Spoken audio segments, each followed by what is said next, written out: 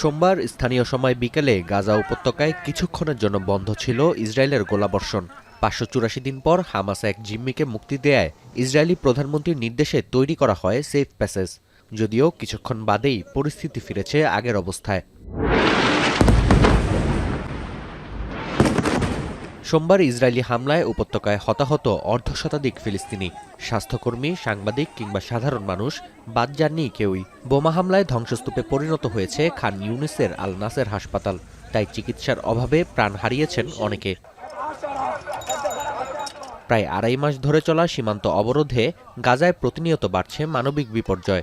চরম খাদ্য সংকটের সম্মুখীন উপত্যকার 93% বাসিন্দা, যার মধ্যে 12% বা প্রায় 2.5 লাখ ফিলিস্তিনির কপালে একবেলা খাবারও জুটছে না। এমন পরিস্থিতিতে ত্রাণ সরবরাহ ব্যবস্থা চালু করতে ইসরায়েলের প্রতি আহ্বান জানিয়েছে জাতিসংঘের খাদ্য ও কৃষি সংস্থা।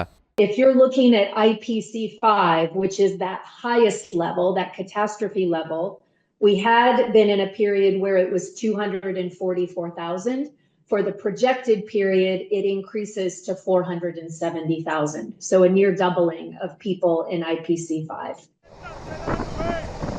এর আগে মার্কিন ইসরায়েলি দ্বৈত নাগরিক এডান আলেকজান্ডারকে রেড ক্রসের হাতে হস্তান্তর করে হামাস। ফিলিস্তিনের স্বাধীনতাকামী সংগঠনটির দাবি, মধ্যপ্রাচ্য সফরে থাকা মার্কিন প্রেসিডেন্টের প্রতি শুভেচ্ছার নিদর্শন হিসেবে মুক্তি দেয়া হয়েছে তাকে।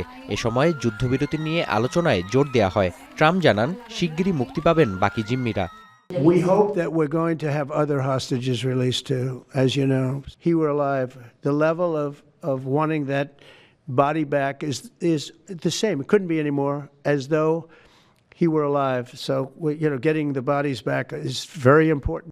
জিম্মি মুক্তিতে ট্রাম্পের প্রচেষ্টাকে ধন্যবাদ জানিয়েছেন নেতানিয়াহু। ইসরায়েলি প্রধানমন্ত্রী জানান, যুদ্ধবিরতি নিয়ে আলোচনার উদ্দেশ্যে দোহায় অবস্থান করছে প্রতিনিধি দল। তবে এ নিয়ে কট্টর ইহুদি দলগুলোর তোপের মুখে পড়েন নেতানিয়াহু। কিছুক্ষণ বাদে বৈঠকে জোট সরকারের সদস্যদের প্রধানমন্ত্রী জানান, হামাসকে পরাজিত না করা পর্যন্ত যুদ্ধ চালিয়ে যাবে ইসরায়েল। পুলিশ বিষয়ক মন্ত্রীর দাবি, ধ্বংসাত্মক হামলার মাধ্যমে উপত্যকা দখল করা প্রয়োজন। הכרעתו המוחלטת של חמאס היא המטרה העליונה של המערכה העקובה מדם בה אנו נמצאים. היא הדרך היחידה להשיב את כל חטופינו הביתה. זה הושג בזכות הלחץ הצבאי שלנו והלחץ המדיני שהפעיל הנשיא טראמפ. הדבר הזה זה שילוב מנצח. דיברתי היום עם הנשיא טראמפ, הוא אמר לי, אני מחויב לישראל, אני מחויב להמשיך לעבוד איתך בשיתוף פעולה הדוק.